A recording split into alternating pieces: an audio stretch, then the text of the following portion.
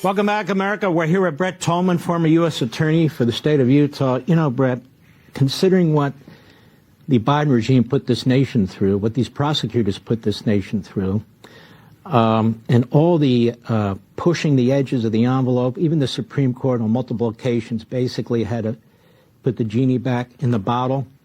When you and I, as experienced attorneys, look at what this unconstitutional prosecutor Jack Smith was doing in terms of these talking indictments and SWAT teams and all the rest of it, if this isn't an occasion to take a look at what took place, then I can't think of another occasion which would compel it. Can you?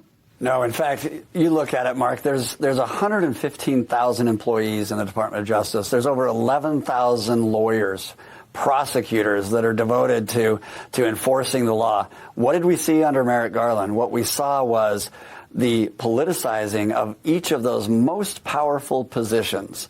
The individuals that were responsible for investigating crimes. I became aware of a case just recently of an individual who posted support for Donald Trump, very wealthy conservative individual. Do you know when the investigation got launched?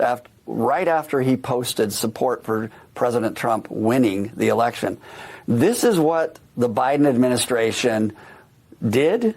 There's no question they did it. We now know the extent to which they were willing to bend their ethical rules. And Pam Bondi is going to go in like she should. And there's no other time in which it's more important to go in and review everything that they did that they have a question about or a concern or fear that it was an impartial application of the criminal justice system. And that should give confidence to the American people that we might be back on track for a justice system that is impartial and fair, regardless of what your political or religious beliefs are. You know, the media say over and over again in response to Donald Trump and others, can you show us, can you prove that the White House had a role in all this? Well, let's take a look. Let's take a look. We know they had a public role in this, with Biden's comments constantly complaining that they weren't acting fast enough or soon enough and so forth and so on.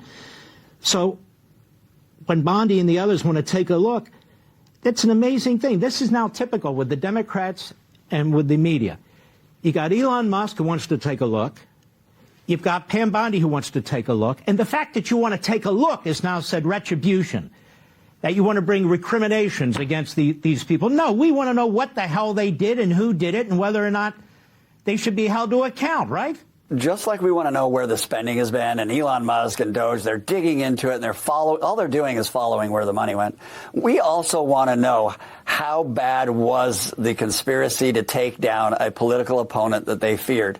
We know, there's no question, Mark, that the White House was directly involved in the classified documents case at Mar-a-Lago. There's no question that they were involved and that they were trying to influence multiple cases against Donald Trump. But they are not the only ones. It was those that supported Donald Trump as well. The justice system had been utilized in a way that, I'm sad to say, we never really thought that it would be used before. And here we are. So now we're going to go back and we're going to look at it. Just wait until you see what Kash Patel does when he starts digging into what the FBI was told to do and what they did in relation to what DOJ was trying to do to their political enemy. And an FBI agent who had just retired come up to me and my wife at a restaurant we attended, and he said, look, I want to tell you something. He said, I retired because they kept sending me out into rural parts of Virginia to track people who would post things on social media. I said, to track them for what? Just to find out where they were going, who they were talking to. I said, did you have any predicate? Well, they didn't like what he posted. No, it wasn't a crime. It wasn't a threat. And he said, I felt like it was the East German Stasi. So I quit. So I retired. We need to get to the bottom of this. If people are going to have faith in our justice system and we're going to make sure our system is not the East German Stasi, we better look under the sheets and we better take control of this, and nobody better to do it than Bondi and Patel. All right, I want to thank you, Brett Tolman, for all your years of patriotic service and for your coming on the program. God bless you, my friend. God bless you. Thank you, Mark. We'll be right back.